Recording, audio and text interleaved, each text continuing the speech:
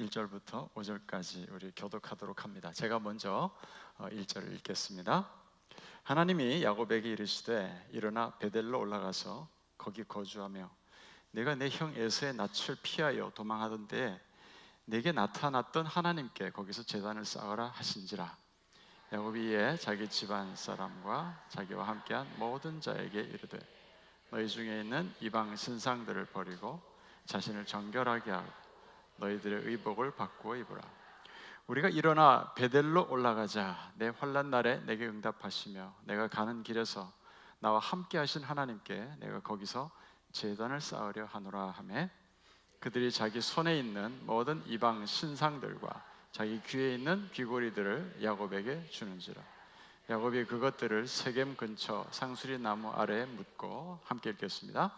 그들이 떠났으나 하나님이 그 사변 겨울들로 크게 두려워하게 하셨으므로 야곱의 아들들을 추격하는 자가 없었더라. 아멘. 사람이 병에 걸리면 제일 먼저 나타나는 증세가 있습니다. 뭐게요? 몸에 열이 납니다. 몸에 열이 납니다. 왜 열이 나는지 아세요? 의학적으로 열이 나는 것은요, 몸이 지금 아프다라는 것을 경보장치가 울리는 거라고 생각을 하시면 됩니다. 그러니까 몸에 이상이 생겼으니까 빨리 어떻게 하라는 그런 신호가 몸에서 열이 나는 그 신호라고 합니다. 우리 몸이 아파서 열이 난다고 한다면 그것은 분명히 몸이 지금 보호를 받아야 된다는 것을 지금 나타내고 있는 것입니다. 제가 지난주에 이 치료를 하려고 치과를 갔었어요. 여러분 치과 가는 거 별로 안 좋아하시죠? 네, 저도 개 싫어합니다. 정말 가기 싫어요. 이가 깨졌대요. 여기가 이가 깨져가지고 이제 이빨을 더 씌우기를 하는데 뭐 이렇게 윙 몇 번 하더니 안 되겠대요. 조금 더 깊이 들어가야 되겠는데 그럼 무지 아플 거라는 거예요. 그래서 저는 아픈 게 싫거든요. 그래서 그럼 어떻게 해요? 그러니까 잇몸 마취를 해야 된대요. 그래서 하시라고 그랬더니 안쪽 바깥쪽으로 꼭 찌르는데 따끔하더라고요. 그리고 나서부터는 여기 아무런 감각이 없어요. 그 다음에 그냥 막 드릴을 갖고 와가지고 막 윙 하는데도 굉장히 정말 극평안을 제가 누리고 하나도 안 아파요. 신기하리만치 하나도 안 아픈 거예요. 너무 좋은 거예요. 근데 조금 있으니까요, 입에서 침이 질질 흐르는데도 모르고 있는 거예요.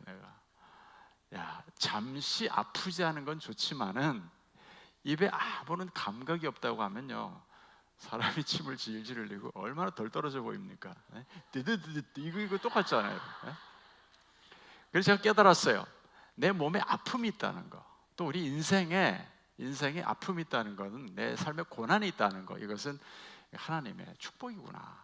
제가 그걸 깨달았습니다. 우리 크리스찬들, 크리스찬을 크리스찬 되게 만드는 게 뭐겠습니까? 죄 안 짓는 거? 우리가 죄를 안 짓기 때문에 크리스찬입니까? 여러분 정말 자신 있으세요? 뭐 지금까지는 죄를 좀 지었다고 하더라도 이제 오늘 설교 듣고 나서 오늘부터 이 시간 이후로부터 죄 안 지을 자신 있으세요? 우리 모두가 다 천국에 갈 때까지 또 실수하고 또 죄 짓고 또 잘못할 겁니다. 그럼 누가 진정한 크리스찬이고 누가 정말 구원받는 사람이냐? 잘못을 하지 않기 때문에, 그러니까 넘어지지 않기 때문에 크리스찬다운 것이 아니고요, 저는 이렇게 생각합니다. 위기가 찾아왔을 때 경보장치가 울리느냐, 알람이 울리느냐, 전 이걸 가지고 그 사람이 크리스찬이냐 크리스찬이지 않느냐, 이거를 가려야 된다고 생각을 합니다. 예수 믿는다는 거 따라서 우리 이렇게 한번 정의를 내려볼 수 있을 것 같아요. 그 마음에 경보장치가 있느냐.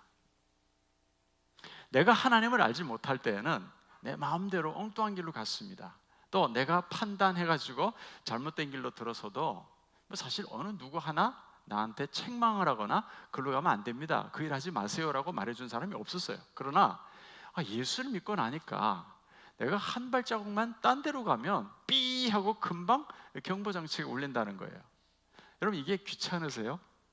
난 드디어 예수를 믿음으로 인해 가지고 내 자유를 박탈당했어, 행복을 빼앗겨버렸어, 이건가요?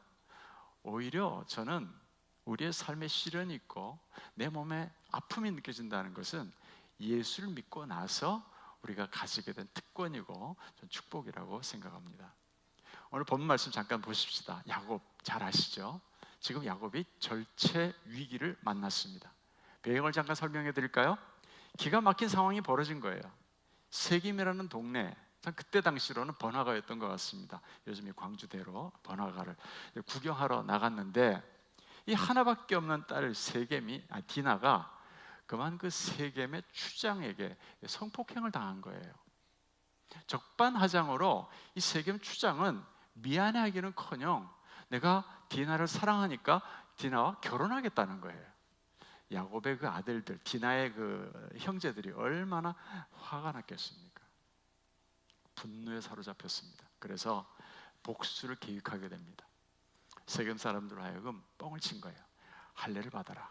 우리는 할례 받지 않는 사람들하고는 서로 통혼할 수 없다. 그렇게 얘기를 하면서 할례를 행하게 한 다음에, 아시다시피 할례를 하고 나면은 한 일주일은 꼼짝 못 하잖아요. 꼼짝 못하는 틈을 타가지고 형제들이 칼을 들고 가가지고 세겜에 있는 모든 남자들 다 죽여버린 거예요. 아주 피의 복수극을 벌인 겁니다. 모든 남자들 다 살육했습니다. 이 소식을 들은 야곱이 어떻게 됐을까요? 야, 시원하다, 잘했다, 복수 끝내준다, 잘했다, 이런 것이 아니라 두려움에 사로잡혔습니다. 혹시 인근의 이방 부족들이 소식을 듣고 연합해가지고 쳐들어오면 야곱 달랑 자기 식구들 뿐인데 우리가 완전 몰살당하게 생겼는데 이거 어떡하냐는 거예요. 공포가 다가왔습니다. 그래서 야곱이 아들들을 탓하죠. 건강하지 못한 반응입니다.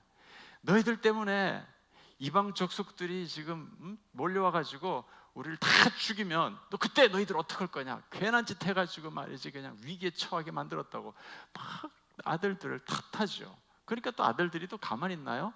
그러면 가만히 뭐 당하고 있어야 돼, 그 속이 편하시겠습니까? 이러면서 또 아버지한테 막 달라들고, 이 집안 식구들끼리 지금 막 분열이 막 지금 일어나고 있는 상황이에요. 이와 같은 총체적인 위기 속에 지금 야곱이 놓이게 됐는데 해결책이 없어요 지금. 근데 놀랍게도 바로 그 위기의 순간에 그 상황 속에서 하나님께서 야곱을 찾아주셨다는 겁니다. 위기의 순간에 야곱이 하나님께 기도하고 하나님께 찾아간 것이 아니라 어떻게 하나님께서 그냥 일방적으로 야곱을 찾아오셨어요. 보세요, 1절 어떻게 시작합니까? 하나님이 야곱에게 이르시되, 뜬금없이 하나님 나타나셔갖고 야곱아, 뭐라고 하십니까? 일어나 베델로 올라가라. 거기 거주하며 네가 내 형 에서의 낯을 피하여 도망하던 때에 네게 나타났던 하나님께 거기서 제단을 쌓으라 하신지라. 그러니까 베델로 올라간 것은 야곱이었지만은 그게 자의로 올라간 게 아니에요. 자기가 알아서 판단해갖고 올라간 것이 아니고 하나님이 그 절박한 상황 속에 있는 야곱에게 나타나셔서 일어나 베델로 가라고 말씀하셨기 때문에 간 거예요. 저는 그래서 이 말씀을 보면서 저는 확신합니다. 뭘 확신할까요? 우리도 오늘날 이 세대를 살아가면서 야곱처럼 환난을 당할 때가 있습니다. 어려운 일을 당하고 내 힘으로 해결할 수 없는 그런 힘든 상황 속에 처할 때가 있습니다. 저는 그래도 우리가 실망하거나 절망할 필요가 없는 것이 야곱을 찾아오셨던 그 하나님께서 우리를 찾아오실 줄로 믿기 때문입니다. 여러분 믿습니까? 네, 우리는 영적 고아가 아닙니다. 답답한 일을 당하고 이제 난 끝장이다 라고 싶을 때 하나님께서 반드시 우리를 찾아오십니다. 마치 평소에는 햇빛이 얼마나 환한지 잘 인식을 못하잖아요. 그런데 해가 지고 어두워지면은 야, 참 햇빛이 밝았구나라는 것을 느끼게 되는 것과 똑같습니다. 평소에 하나님이 찾아오시지 않지는 않습니다. 찾아오십니다. 그런데 우리는 평소에 하나님을 인식을 잘 하지 않습니다. 그런데 우리 인생에 어두움이 찾아오게 되면 비로소 빛 되시는 하나님을 발견하게 됩니다. 이런 말이, 아주 좋은 말이 있어서 제가 여러분들에게 소개를 하겠습니다. 아무리 찬란한 별빛이라도 밤이 오기 전까지는 보이지 않습니다. 당연한 얘기인데도 참 멋있지 않습니까? 제가 꼭 얘기해서 멋있나요? 그건 아니잖아요. 저도 어디서 들은 얘기입니다. 찬란한 별빛이라 하더라도 밤이 되니까 비로소 빛나기 시작했다는 거죠. 근데 참 안타까운 건 이겁니다. 이 생생한 하나님의 임재, 그 하나님의 어떤 영광을 느끼지 못하고 신앙생활하는 분들이 의외로 많다는 거예요. 특별히 인생의 고난이 찾아왔는데 그 고난의 밤 안에 들어갔음에도 불구하고 그 빛 대신 예수 그리스도를 깨닫지 못하는 사람들을 볼 때 참 마음이 아픕니다. 우리 중에는 그런 분이 한 분도 없었으면 참 좋겠습니다. 사사기서를 보면 이제 하나님 없이 제멋대로 지들이 스스로가 왕이 돼갖고 막 살아가잖아요. 그래서 그 사사기서 연장선상에 있는 사무엘상에 이스라엘이 영적으로 암흑기였던 그 사사시대를 가리켜서 이렇게 묘사하고 있습니다. 사무엘상 3장 1절에요. 여호와의 말씀이 희귀하여 이상이 흔히 보이지 않더라. 이상이란 말은 비전, 하나님 말씀 말이에요. 하나님 말씀이 보이지 않았다는 거예요. 하나님은 분명히 그의 백성들을 사랑하시기 때문에 위기의 시대에는 찾아와 주는 게 당연하거든요. 그런데 성경이 뭐라고 했어요? 말씀이 들리지 않았다는 거예요. 말씀이 보이지 않았다는 겁니다. 이게 뭡니까? 이게 이 경고장치가 고장난 거예요. 그래서 이스라엘 백성들이 사사시대에 영적 암흑기를 보내고 있었던 겁니다. 오늘 이 말씀에 의지해서 우리 자신을 한번 깊이 생각해 볼 수 있었으면 좋겠습니다. 지금 나의 영적 상태는 어떠한가? 여러분 어떻습니까? 말씀이 잘 들리십니까? 하나님 임재하심을 지금 느끼고 계십니까? 어쩌면 여러분 중에 지금 힘든 어떤 고통이나 아직 해결되지 못한 그런 어떤 상황 속에서 어려워하는 분들이 계실 겁니다. 그 속에서 여러분들은 지금 하나님 메시지를 듣고 계십니까? 하나님 못 느끼고 말씀이 들리지 않는데도 그것을 자연스럽게 생각하지 마시기 바랍니다. 그것은 경고장치가 고장난 거예요. 오늘 우리의 진짜 문제가 무엇입니까? 하나님께서 말씀하시지 않는 것이 아니고 이 경고장치에 이상이 온 겁니다. 이것이 중요합니다. 자, 오늘 말씀 보니까 야곱이 이와 같은 위기를 만나게 된 이유가 무엇이고 또 어떻게 이 위기를 극복할 수 있었는지에 대해서 우리에게 귀한 지침을 보여주고 있습니다. 우리 1절을 한번 다시 보도록 하겠습니다. 하나님이 야곱에게 이르시되 일어나 베델로 올라가서 거기 거주하며 네가 내 형 에서의 낯을 피하여 도망하던 때에 내게 나타났던 하나님께 거기서 제단을 쌓아라 이야기합니다. 무슨 지침을 좀 주십니까? 베델로 올라가라는 겁니다. 이 말씀의 의미는 무엇이냐면 지금 너의 문제, 지금 엄청난 그 위기의 상황에 처해 있지 않습니까? 야곱이 지금 당면한 그 문제의 원인을 다른 데서 찾지 말고 영적인 문제에서 찾으라는 거예요. 지금 야곱이 직면한 문제는 사실은 주변 적들로부터 혹시 쳐들어와서 자신들의 생명을 앗아갈까봐 그게 위협이잖아요. 그게 지금 문제입니다. 그렇다면 어떻게 해야 돼요? 야곱은 군사들을 빨리 모으고 칼을 갈고 막 창을 만들고 그래서 방어를 하든지 전쟁 준비를 해야 되는 거예요. 근데 하나님께서 뭐라고 하세요? 야, 그런 일을 행할 생각하지도 말고 빨리 베델로 올라가라 그러는 거예요. 왜 뜬금없이 지금 베델로 올라가라고 합니까? 그 이유가 지금 1절에 계속 설명하고 있어요. 베델이 어디입니까? 제일 처음에 야곱이 형의 에서를 피해서 아버지를 속이고 형을 속이고 알잖아요. 장자 명분을 빼앗은 다음에 삼촌 집으로 도망을 하다가 길에 들어누워가지고 처잤어요. 너무 피곤해가지고. 그때 하나님께서 야곱을 찾아주신 장소가 바로 베델입니다. 1절의 배경이 바로 창세기 28장이에요. 야곱이 축복을 가로채고 도망을 치다가 형의 낯을 피해서 죽여버리겠다고 벼르고 있으니까 정신 도망을 치다가 길 위에 누워가지고 하나님 만났습니다.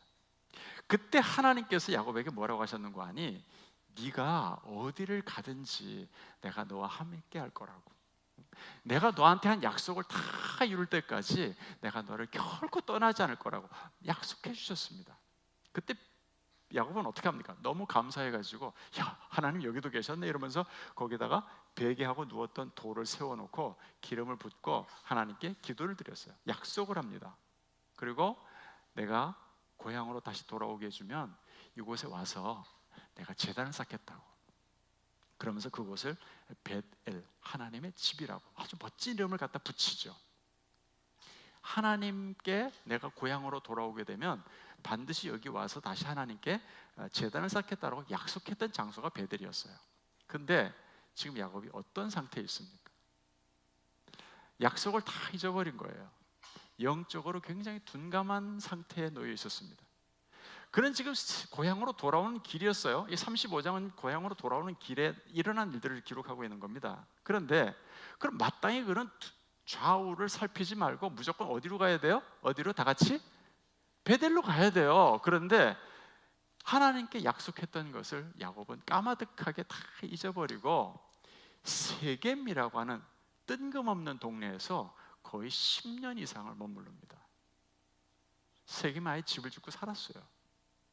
그 불순종이 결국 위기를 가져오게 된 겁니다. 이게 무슨 문제입니까? 영적인 문제예요.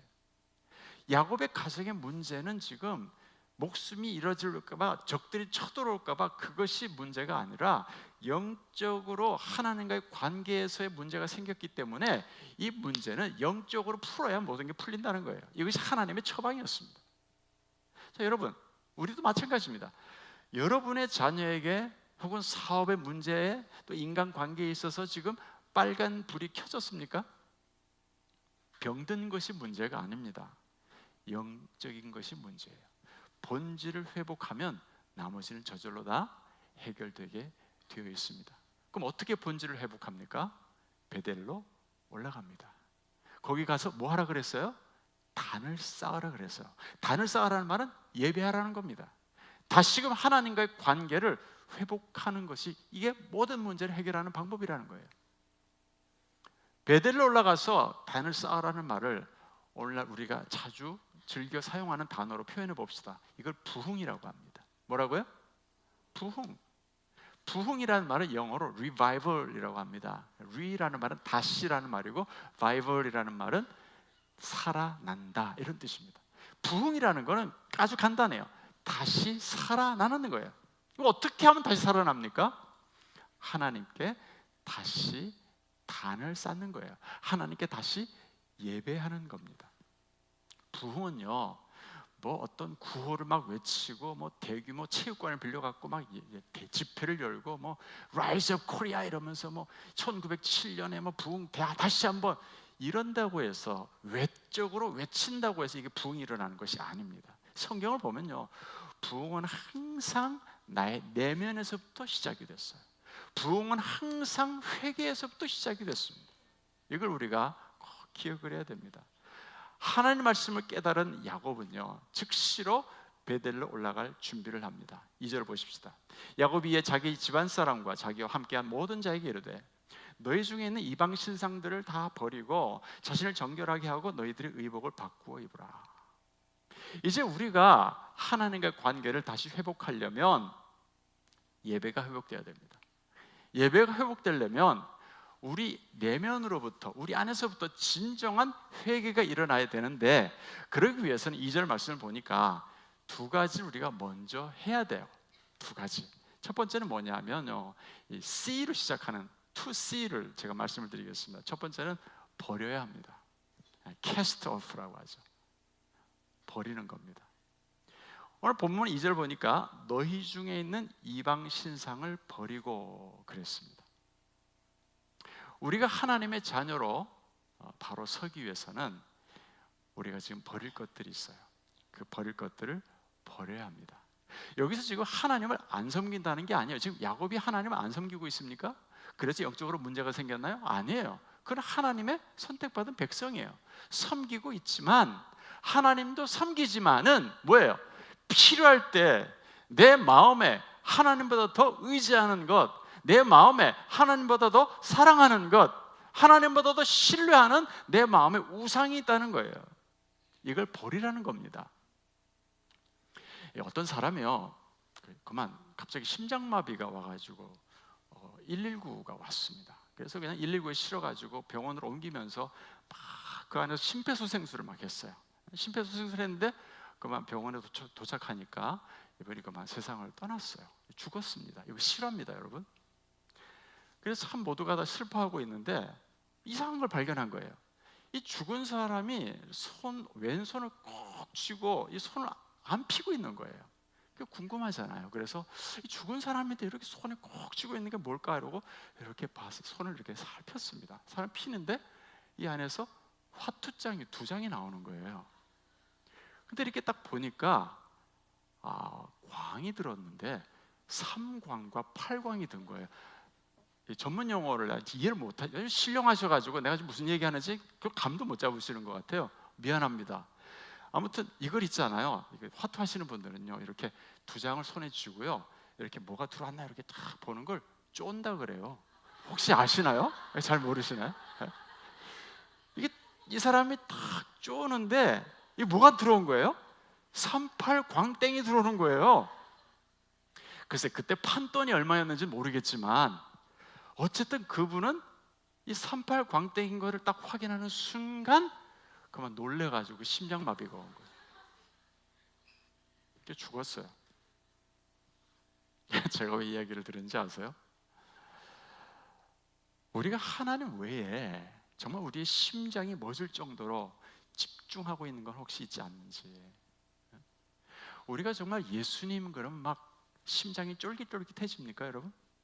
정말 하나님 하면, 그 말씀이라고 하면 나에게 손해가 나는지 뭐 이익이 되는지 그거 뭐 상관하지 않고 그냥 나는 순종하겠습니다 그러고 막 하나님께로 달려가느냔 말이에요. 도대체 우리의 삶에 있어서 하나님은 절대적이냐 아니면 상대적인가 하는 문제예요. 우리가 어느덧 하나님을 믿는다고 하면서도 필요에 따라서는 적당히 갈아타고 있진 않아요? 정말 우리가 하나님께 집중하고 있습니까? 우리가 무엇을 버려야 됩니까? 각자가 전 다를 거라고 생각을 합니다. 오늘 밤에 여러분들이 한번 스스로 생각해 보세요. 내가 정말 하나님 앞에서 순결한 신부의 삶을 살고 있는가? 내 마음에 하나님보다 더 사랑하는 우상은 없는가? 예수를 믿지만 내 마음에 항상 들끓는 욕망이 있다든지 내가 추구하는 것들, 그것이 돈이든 뭐 출세든 뭐 성공을 위한 꿈이든 그 모든 것들이 내 마음의 우상이 된다면 우리가 어떻게 해야 되겠어요? 우리가 그리스도인이라고 한다면, 내가 야곱이라고 한다면 어떻게 해야 되나? 내 마음에 리바이벌이 일어나냔 말이에요. 버려야 돼요. 하나님을 섬기지만은 필요할 때마다 이런저런 세상의 해결 방법들을 갖다 대는 거, 이게 다 전 마음의 우상이라고 생각합니다. 이 우상을 버리시기를 간절히 축원합니다. 또 하나가 있어요. 이렇게 버리면서 동시에 우리가 또 해야 할 일이 있습니다. 이건 뭐냐면 change. 발음 괜찮았습니까? 바꿔야 합니다. 바꿔야 합니다. 여기 보니까 2절에 의복을 바꿔 입어라 이렇게 말씀하고 있습니다. 마치 이 더러운 의복을 우리가 새 옷으로 바꿔 입는 것처럼 마음을 새롭게 하라는 겁니다. 여러분, 우리는 산속에서 수행하는 수도사들이 아니에요. 치열한 삶의 현장에서 죄가 막 만연하고 있는 생존 사회에서 우리 살아남기 위해서 오늘도 열심히 일을 하고 정말 머리 터지게 1년에 365일 안 믿는 사람과 부대끼면서 일을 합니다. 아무리 깨끗하다는 사람도, 아무리 믿음이 좋았다고 말하는 사람조차도 이런 사회 속에서 살다 보면요, 더러워질 수밖에 없어요. 자신도 모르는 사이에 세상의 가치관의 의복들을 입게 된다는 거죠. 거짓말의 옷이라든가, 쾌락의 옷이라든가, 혹은 유행의 옷, 소유욕의 옷, 남들보다 내가 당신들하고 좀 달라 이렇게 좀 보이고 싶은, 자랑하고 싶은 어떤 욕망의 옷, 이런 것도 우리가 지금 덕지덕지 입고 있는 거예요. 그러니까 여러분, 이 옷들을 우리가 벗어야 되는데 이게 참 또 벗는 것이 그렇게 쉬운 일은 사실은 아닙니다. 제가 또 하나 얘기해 드릴게요. 어떤 목사님 가정이 있었습니다. 근데 이 목사님 가정이 너무 경제적으로 좀 어려워가지고 하루는 사모님하고 의논을 했어요. 여보, 우리 이제 좀 아껴 삽시다. 먹는 것도 좀 아끼고 외식도 하지 말고, 그리고 옷도 우리 비싼 옷 사 입지 말고 그냥 입었던 옷 그냥 잘 데려가지고 입고 다니면서 우리가 재정적인 좀 절약을 함께 합시다, 그런 거예요. 그러니까 사모님도 여보 좋습니다. 나도 형편 잘 아니까 약속을 딱 했어요. 근데 며칠이 가지 않아 가지고 사모님이 백화점에서 엄청나게 비싼 옷을 입고 쫙 집에 오신 거예요. 목사님이 깜짝 놀란 거예요. 아니 여보, 뭐 한 거예요 도대체? 지금 우리 살림에 그런 옷을 입을 수가 없는데 당신 약속한 것도 다 잊어버린 거예요? 그러니까 사모님이 여보 미안해요. 여보 미안해요. 내가 백화점에 구경만 한다고 해서 갔다가 그만 아름다운 옷이 있어가지고 내가 그 유혹을 내가 뿌리치지를 못하고 입고 그냥 사 입고 왔어요. 그러는 거예요. 그러니까 목사님 뭐라 그러는 거 아니? 여보, 그럴 때는 그런 마음이 들면은 사모님답게 한마디 해야지. 사탄아, 내 뒤로 물러가라! 이래야지. 저도 사탄아, 내 뒤로 물러가라고 외쳤죠. 그런데 사탄이 뒤로 가더니 그러더라는 거예요. 사모님, 뒤에서 보아도 참 아름다우시네요. 우스갯소리입니다만은 사모님이 옷 하나 사 입는 거야 큰 문제는 아니지만 이만큼 우리가 벗어버리기가 어렵다는 거예요. 우리가 이미 오랜 시간 동안 익숙해져 온 그런 삶의 어떤 패턴들, 습관들, 이런 것들이 여전히 남아가지고 이런 것들이 우리로 하여금 거룩한 삶, 회개에 이르는 삶을 살지 못하게 만드는 게 참 많아요. 그래서 우리는 이런 거짓, 또 쾌락, 소유, 자랑하고 싶은 마음들, 이런 옷들을 우리가 좀 다 벗어버리고 의와 거룩과 성결의 옷으로 바꿔 입어야 되는 겁니다. 우리 마음을 깨끗하게 정화시키는 거죠.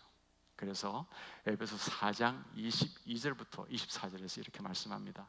너희는 다 같이 시작. 유혹의 욕심을 따라 썩어져가는 구습을 따르는 옛사람을 벗어버리고 오직 너희의 심령이 새롭게 되어 하나님을 따라 의와 진리의 거룩함으로 지으심을 받은 새 사람을 입어라. 아멘. 이 고백이 우리의 고백이 되길 간절히 축원합니다. 이제 우리의 생각도, 우리의 습관도, 입술의 말도 자꾸 벗어야 돼. 자꾸 이 한 번 벗어갖고 되는 일이 아니고 끊임없이 자꾸 벗는 훈련을 해야 우리가 이 회개로 나아갈 수가 있다는 겁니다. 성도 여러분, 여러분 가정에 어려움이 닥쳤습니까?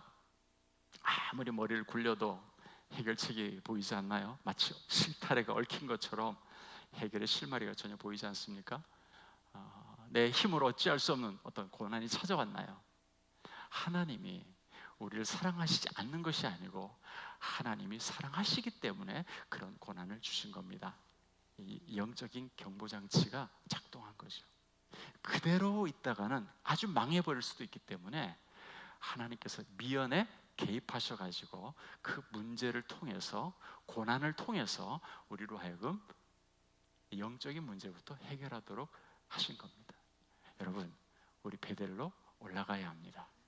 하나님과 영적인 관계를 다시 회복해야 됩니다. 그래서 야곱이 이방 우상들을 다 버렸던 것처럼 우리도 하나님보다도 사랑하는 것들을 버려야 합니다. 세상의 가치관, 세상의 문화로 옷 입고 그리스도인답지 못했던 우리의 말과 행동들, 그 다 벗어버리고 이제 우리는 거룩함으로 옷을 입어야 됩니다. 오늘 이 밤 이 자리가 이 베델로 올라가는 그런 귀한 자리가 되길 간절히 축원합니다. 그런데 보세요, 야곱은 하나님의 경고를 깨닫고 이제 베델로 올라갑니다. 그때 야곱이 올라가니까 하나님의 보호하심이 작동을 합니다. 야곱은 참 이 머리가 빨리 도는 사람입니다. 하나님이 경고의 말씀을 딱 주시니까 상황 파악을 쫙 하고 얼른 돌이키죠. 되게 애들 크는 거 보면요, 순탄하게 크는 아이들도 있고 꼭 매를 맞아야 또 크는 아이들도 있습니다. 말로 잘할 때 말 알아들으면 안 맞는 거고, 말로 할 때 잘 못 알아들으면 의도 터지는 거죠. 우리 인생도 또 그런 것 같아요. 하나님 말씀하시면 말로 할 때 들어, 너 말로 할 때 할래 아니면 맞고 할래, 뭐 이런 그 말이 많이 안 들으셨어요? 예? 우리 인생도 난 그런 것 같아요. 어떤 분들 보면 하나님 말씀하실 때마다 목사님 뭐 설교를 한다든지 성경 읽는다든지 하면 그때 깨달아요. 이러면 안 되겠구나. 그러고 빨리 돌이키면 안 맞습니다. 근데 경고 사인을 주는데도 불구하고 끝까지 버티는 그 우직한 사람들이 있어요. 그 사람들은 엄청 두들겨 맞습니다. 고집 부리지 마시라는 거죠. 좀 본인의 고백인 것 같습니다. 자, 야곱은 죗값을 받는 게 아니에요. 하나님께서 그를 징계하신 것입니다. 야곱이 돌아오니까 어떻게 됐어요? 야곱이 돌아오니까 하나님께서 그에게 나타나시죠. 그래서 디나가 어려운 일을 당했었습니다. 그 하나님 밖에 있을 때, 영적으로 문제가 생겼을 때 어려운 일이 생겼는데 하나님 품으로 돌아오니까 야곱은 어떻게 됐어요? 그 사면 고울로 야곱을 두렵게 만들었다 그랬습니다. 하나님께서 역사를 하신 겁니다. 그래서 야곱을 추격하는 자가 아무도 없었다라고 했어요. 베델의 관계가 회복되고 나니까 현실적인 문제도 저절로 따라서 해결이 됐습니다. 그런데 여러분, 저는 여기서 설교를 여기서 끝내려고 하지 않아요. 지금까지 이야기한 얘기는요, 제가 이제 하려는 이야기의 서론입니다. 그럼 설교가 언제 끝나려고 저러지?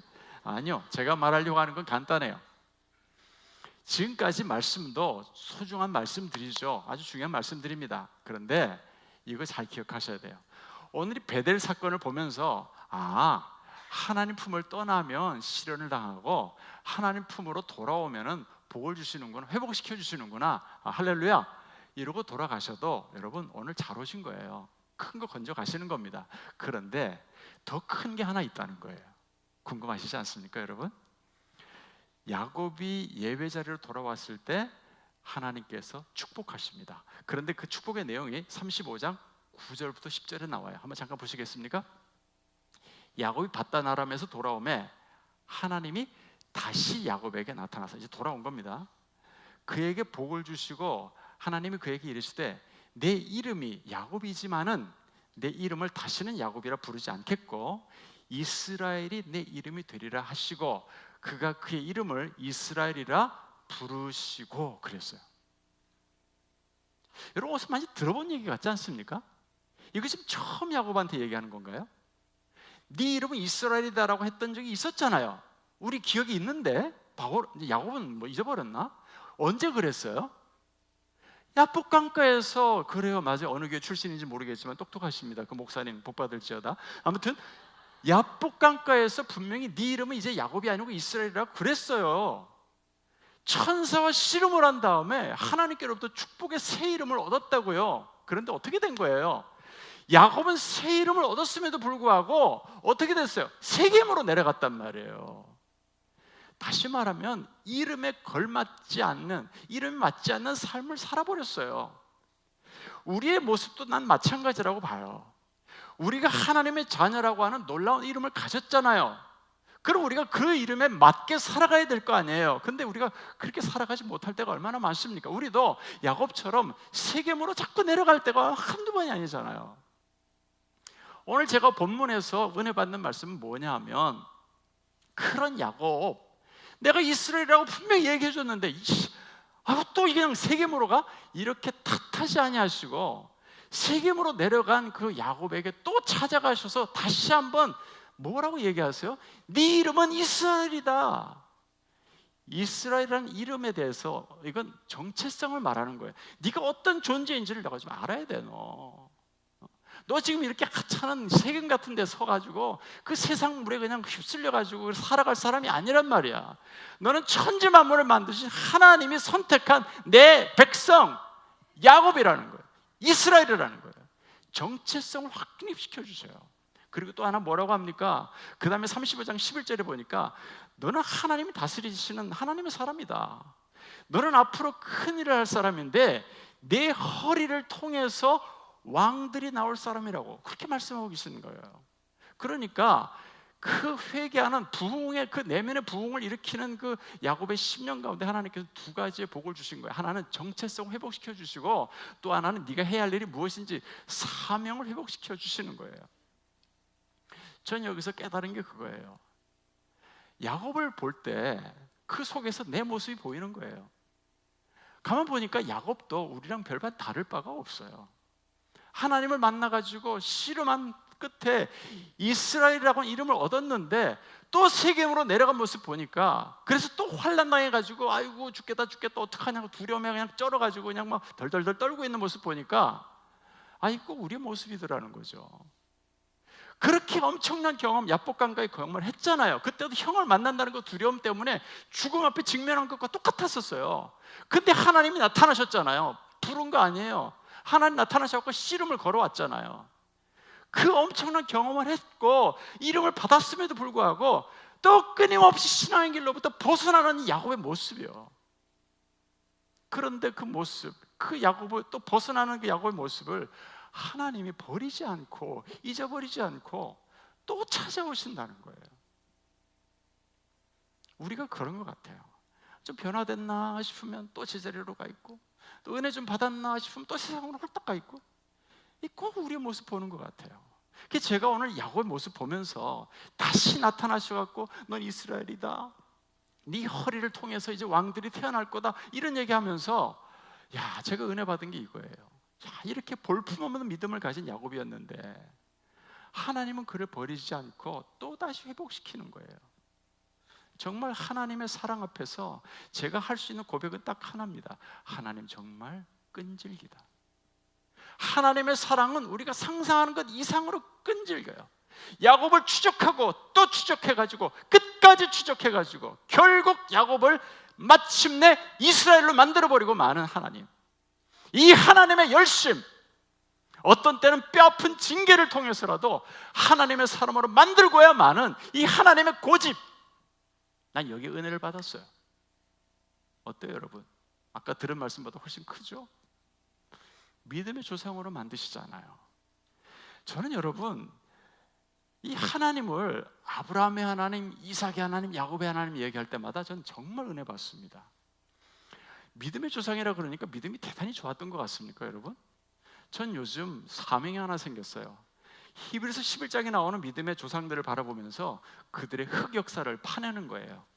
어떻게 해서라도 찾아내가지고 그들을 그냥 뭉개는 게 제 사명입니다.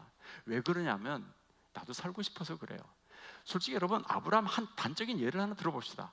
아브라함이요, 자기 살겠다고 자기 와이프를 누이라고 속였어요.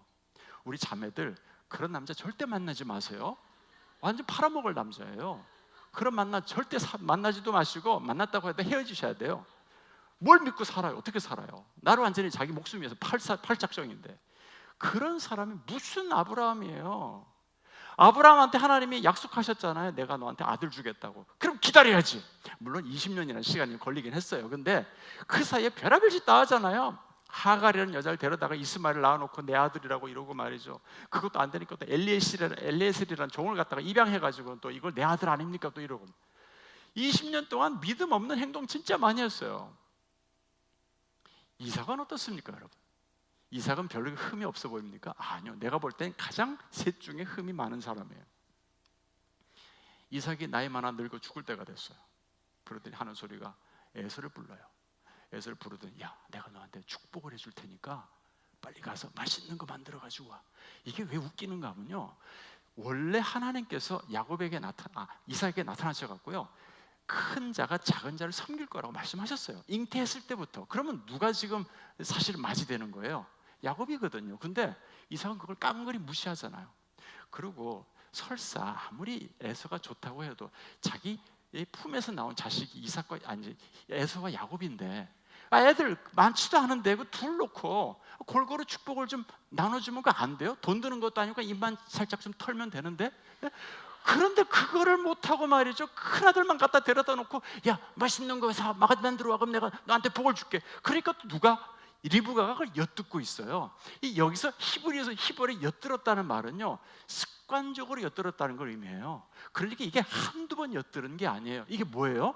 이삭은 에서를 데려다 놓고 속속속 얘기하고, 리브가는 야곱을 감싸고 돌고. 이거 무슨 집안? 콩가루 집안. 이런 거예요. 그게 무슨 믿음의 집안입니까? 야곱 말할 것도 없잖아요. 정말 쓰레기. 완전히 이거 야곱은 이거 뭐 믿음 있다고 말할 수도 없는 잔머리 엄청 굴리는 사람이에요. 그런데 여러분, 이게 왜 은혜가 되나 하면요, 나중에 예수님께서 천국에서는 시집도 안 가고 장가도 안 가고 이런 이 바리새인들 사두개인들의 질문에 대해서 대답을 하시면서 뭐라고 하는 거니? 하나님은 아브라함의 하나님이요, 이삭의 하나님이요, 야곱의 하나님이다.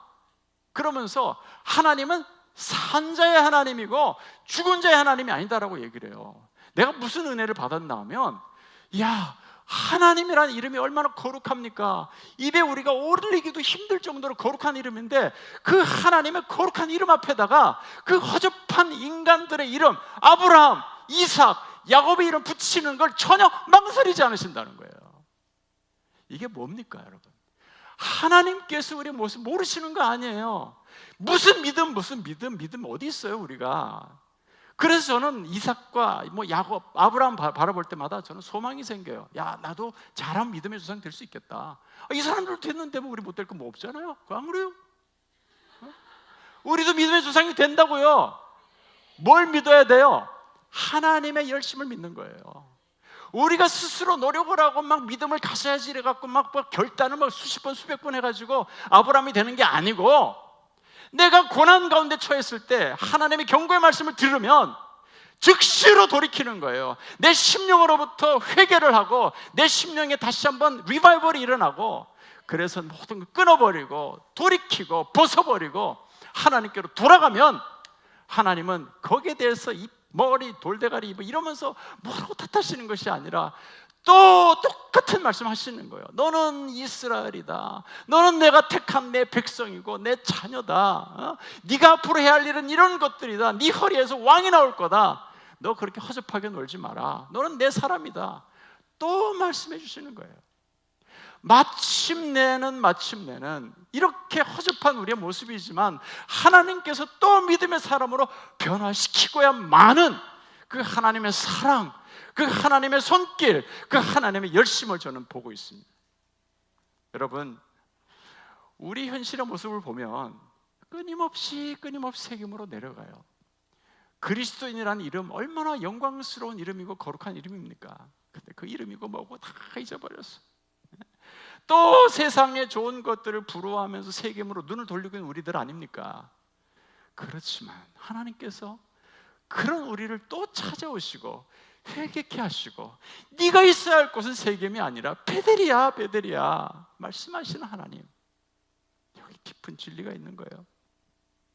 넘어지지 않는 것이 중요한 것이 아니라 넘어졌더라도 다시 일어서서 돌이키는 것이 중요합니다. 이제 말씀을 다 드렸어요. 이 밤에 우리가 하나님보다 더 사랑하는 우상은 없는지, 기도보다도 돈 버는 일, 하나님 의지하는 것보다도 사람 의지하는 우리는 아니었는지, 우리의 마음에 우상들이 있다면 성령께서 보여주시길 원합니다. 그래서 우리가 끊을 것은 다 끊어버리고 또 벗어버릴 것은 벗어버리는 그런 밤이 되기를 저는 바랍니다. 하나님 자녀답지 못한 우리의 말들, 또 우리의 생각들, 우리의 습관들, 우리가 회개합시다. 혹시 여러분 중에 아직도 세겜에 머물고 계시는 분들이 있으면 베델로 돌아갑시다. 내 힘으로는 안 됩니다. 이 밤에 우리가 성령의 도우심을 구해야 돼요. 우리의 심령을 주님 앞에 드리게 될 때 우리 하나님께서 우리를 다시금 빚으시고 우리의 모든 죄악의 쇠사슬들을 다 끊어버리시고 우리를 하여금 다시 한번 부흥을 맛보게 하실 줄로 믿습니다. 제가 오늘 다른 찬송을 준비해 왔는데, 아까 우리 예배 드리면서 불렀